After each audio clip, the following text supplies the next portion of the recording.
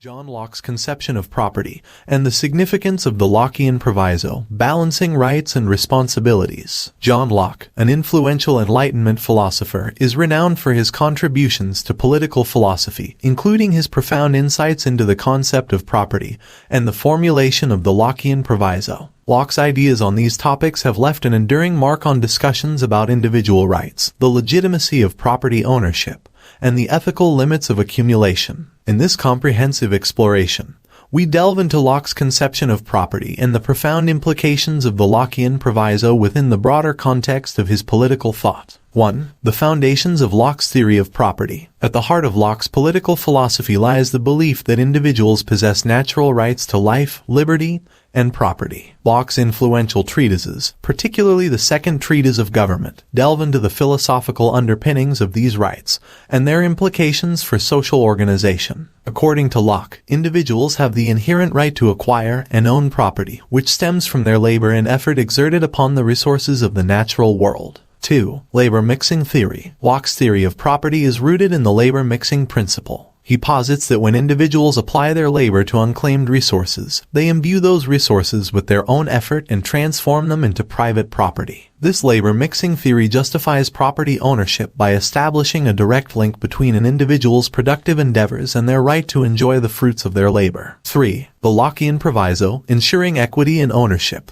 While Locke champions the right to private property, he introduces the Lockean Proviso to place moral constraints on unchecked accumulation. The Lockean Proviso posits that an individual's appropriation of resources from the common state of nature must not leave others worse off. In other words, one can claim ownership of resources as long as they ensure that there is enough, and is good, left in common for others. 4. Limitations on property accumulation. The Lockean Proviso is a pivotal component of Locke's theory of property, and it underscores the idea that property rights come with responsibilities. While individuals are entitled to appropriate resources through labor mixing, their appropriation should not lead to the impoverishment of others. The Proviso acts as a safeguard against excessive inequalities and reinforces the need for ethical considerations in the pursuit of property. 5. Social contract and consent. Locke's theory of property and the Lockean Proviso are interconnected with his broader philosophy of the social contract. He asserts that political authority arises from the consent of individuals,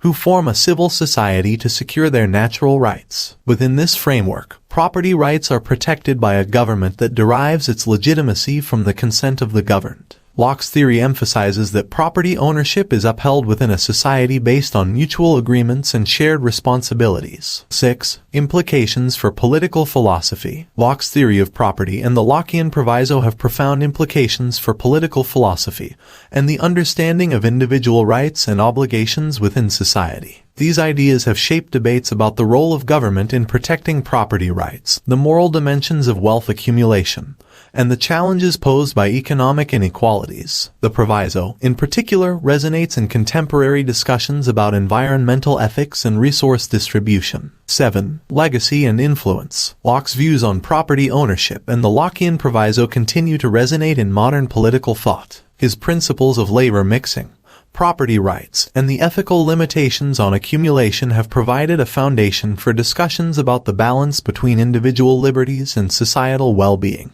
The Lockean Proviso's emphasis on responsible property ownership and equitable resource distribution is a reminder of the ethical considerations that should underlie political and economic systems. Conclusion: ethical boundaries and the essence of property rights. John Locke's conception of property and the Lockean Proviso illuminate the delicate interplay between individual rights and the broader well-being of society. Locke's labor mixing theory provides a rational basis for property ownership, while the Lockean Proviso underscores the importance of ethical responsibilities in the pursuit of property. Locke's ideas remind us that property rights come with moral considerations, and the Lockean Proviso stands as a testament to his vision of a just and equitable society where property ownership is harmonized with the welfare of all its members.